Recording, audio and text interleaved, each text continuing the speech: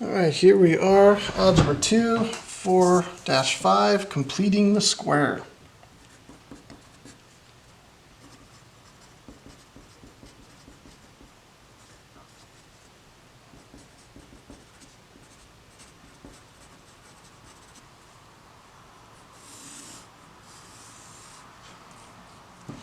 All right, here's our example. And pretty much all we're going to be doing here today for this section is example after example after example. So we're going to solve x squared plus 6x plus 9 equals 36 using the square root property.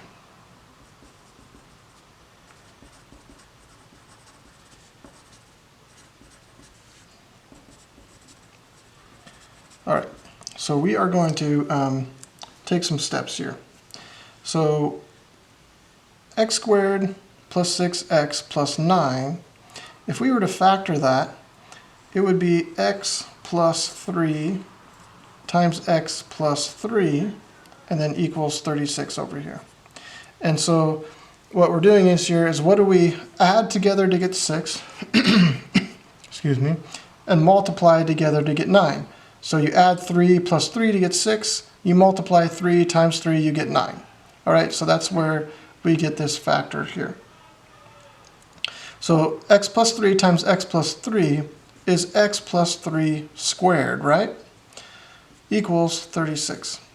Now I'm going to take the square root of both sides, and the square root of 36 is going to be plus or minus 6. So now that we have x plus 3 equals the square plus or minus 6, we've got to set up two equations. X plus 3 equals positive 6, x plus 3 equals negative 6. Subtract 3 from both sides, x equals 3. Subtract 3 from both sides, x equals negative 9. So x equals negative 9, oops, I drew the wrong parenthesis thing here. X equals negative 9 and 3. That's our solution set there. Okay, let's have you do one of these. X squared minus 12x plus 36 equals 25. Okay, so what do you multiply together to get positive 36 and add together to get negative 12? All right, then follow the example that we just did and go ahead and pause and get started. All right, welcome back. You should have x minus 6 times x minus 6. Negative 6 times negative 6 is positive 36. Negative 6 plus negative 6 is negative 12. All right, equals 25. So this is x minus 6 squared equals 25. Take the square root of both sides. X minus 6 equals plus or minus 5. X minus 6 equals negative 5. X plus 6, oops, I'm saying x plus and I'm writing, okay. X minus 6 equals positive 5. Add 6 to both sides. X equals 1. Add 6 to both sides. X equals 11. And so you should have for your solution set x equals 1 and 11. So we should circle our answers here. All right, now this is kind of as basic as it gets here. We're going to keep going and start getting a little bit more difficult. X squared minus 10x plus 25 equals 27. Oops, not 25, 27. Come on, man. Okay. Now, what do I multiply together to get 25? Add together to get negative 10. x minus 5 times x minus 5 equals 27. Why do I keep writing 25? Goodness gracious. All right, so I've got x minus 5 squared equals 27. Take the square root of both sides of that. I get x minus 5 equals the square root of 27 is, well, we got to say plus or minus 27, right? Plus or minus the square root of 27. So if 27 is 3 times 9, which is 3 times 3, I can take 2 3's out. And so I get, let me just rewrite this a little bit over here. Plus or minus 3 times the square root of 3, because I got to leave that 3 under there, and 3 gets to come out, plus or minus. Now I've got to write two equations. X minus 5 equals positive 3 times the square root of 3. X minus 5 equals negative 3 times the square root of 3. Whew. Add 5 to both sides. X equals 5 plus 3 square root of 3. Add 5 to each side.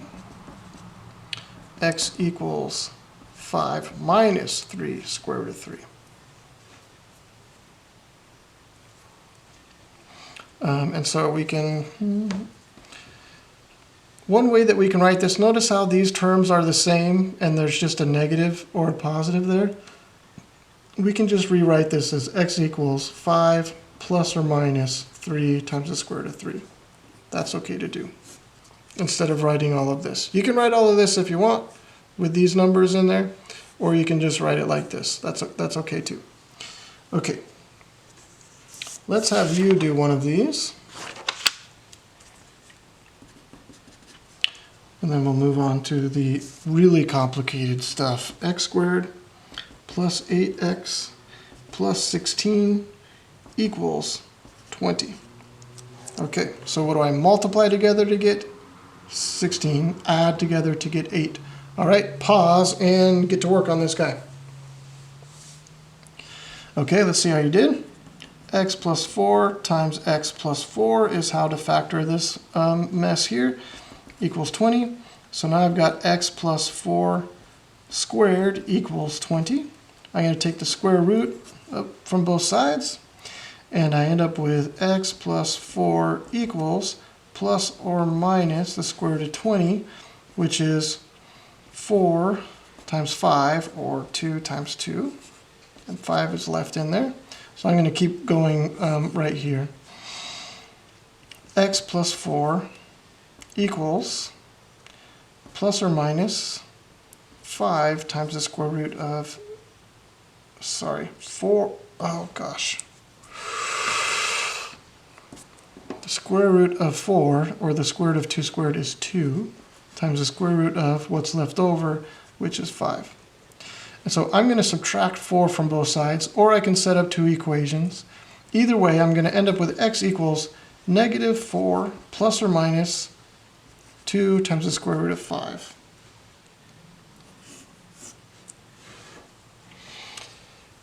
All right. Let's go on to completing the square. So this here we are going to complete the square. Mr. V, that's what this whole lesson is called. We haven't done that yet? No, we haven't done that yet. Now, we're going to complete the square. Notice, on each one of these examples and U-tries that we've done, we've ended up with a perfect square as the factor of the expression on each side, right? X plus 3 times x plus 3, x minus 5 squared. So we've done that. That was already made ready for us. Now we have to create that ourselves. So let's figure out how we do that. X squared plus 16x equals 9. Okay. Now, what we're going to do here is we're going to look at this side of the equation, and we are going to figure out what we can add to this side of the equation. We will also add it to this side of the equation, because that's what we do. what can we add to this side of the equation to make this a perfect square? That's what we're going to do. Hey. Are you in class? Yes, kind of. What do you do? Quick. I need to give you this. Okay. Thank you. You're welcome. Okay, so the way we do this is we think to ourselves, what is half of this number? What's half of that number right there? And the half of 16 is 8. All right, so x squared plus 16x. So half of this is 8. Okay, now we say we take this number and we square it. And that's the number that we add to both sides. So 8 squared is 64. So I added 64 to this side, so now I need to add 64 to this side. And now this expression here, if I were to factor it, it's a perfect square. And it is x plus 8 squared, right? So I add 8 together to get 16. I multiply 8 together to get 64. Equals 9 plus 64, which is 73. Now I take the square root of both sides, and I've got x plus 8 equals plus or minus the square root of 73. I'm going to subtract 8 from both sides. X equals negative 8 plus or minus the square root of 73. Oh, there's nothing I can do to that 73. I can't factor that at all. It's stuck. All right, so that's how you do it. Let's do another couple.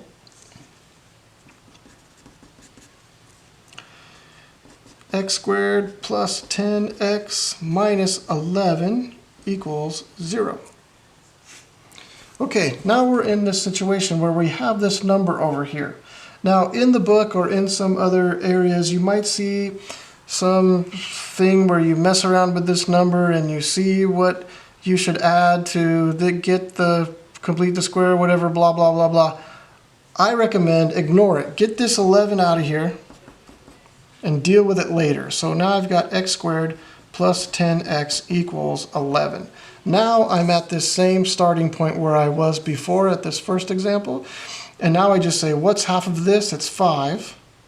And then I need what is 5 squared, which is 25. That's what I'm going to add to both sides. So x squared plus 10x plus 25 equals 11 plus 25. And so now I've got my perfect square, which is going to be x plus 5 squared. What do I add to 10? Add to itself to get 10, multiply by itself to get 25. It's 5. Notice this 5 and this 5 are the same. Notice 8 and 8 are the same. And 11 times 25 is 36. Take the square root of both sides. X plus 5 equals 36. That's a perfect square. Cool. Plus or minus 6. So I'm going to subtract 5 from each side. So for this one, it's going to be easier for me since I don't have the square root and weird stuff like that going on over here. I'm going to set up two equations. X plus 5 equals 6. X plus 5 equals negative 6. Subtract 5 from each side, and I get x equals 1.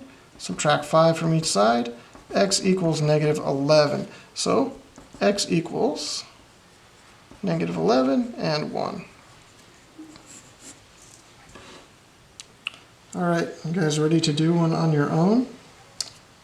Sure. Let's do it. Let's write this. You try. X squared minus 10x plus 24 equals 0. Okay. Now go ahead and solve this by completing the square. You might be able to look at this here and say, oh, what do I multiply together to get 24, add together to get negative 10?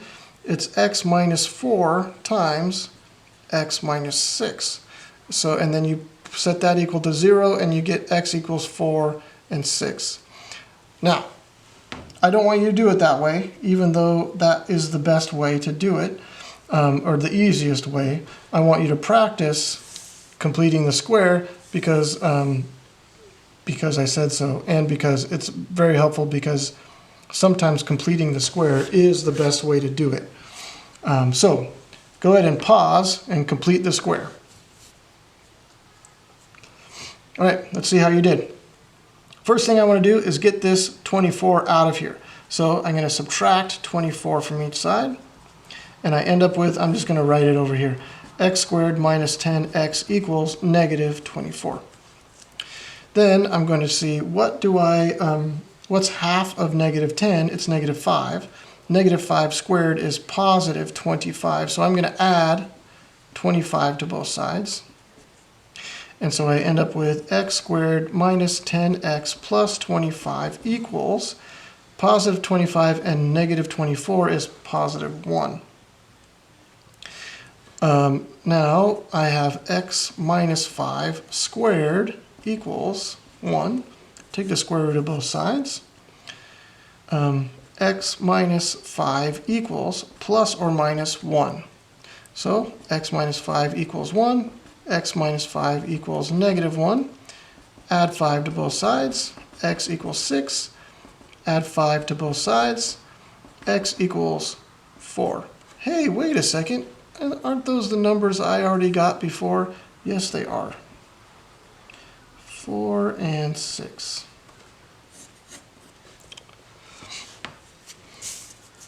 All right, let's do a little bit more. Let's get a little bit more complicated. For one more example, and then we'll be done. Here is the example that we've all been waiting for. 2x squared minus 7x plus 5 equals 0. Okay, this is a problem right here. This is a big problem. And so what we need to do as we get started here is we need to get rid of that coefficient there, that leading coefficient. We've got to multiply everything by 1/2 so that this becomes 1. And so we'll do that. That's no problem. Okay, so that becomes x squared minus 7 over 2x plus 5 over 2 equals 0 times 1/2 is just 0. All right, we got all these fractions. It's okay. We're going to be all right. We'll do it together. Now, I'm still trying to complete the square, and I want this 5/2 out of here. So I'm just going to subtract 5/2 from both sides, and I get x squared minus 7/2 x equals negative 5/2. Okay, we're still okay. Now here comes kind of the tricky part, right? We need half of this. Now here's one easy way to say half of this. All we have to do is double the denominator. So half of 7 squared is 7/4. And then 7/4 squared is 7 squared, which is 49, over 4 squared, which is 16. So that's the number that we need to add to both sides. So x squared minus 7 over 2 times x plus 49 over 16 equals negative 5 over 2 plus 49 over 16. Okay, still no need to be crazy. Just relax. Everything's going to be all right. Now, here, we remember how 7/4 is our kind of magic number here that was half of 7/2. So we know on this left-hand side, we're going to have x minus 7/4 squared. All right, equals Now I need to look at this section here. I need to have a common denominator. So I need to multiply this by 8, and what I do to the bottom, I do to the top. And so negative 5 times 8 is negative 40 over 16 plus 49 over 16. Oh, we're so close to being done with this. But I better stop. This might be important. Okay.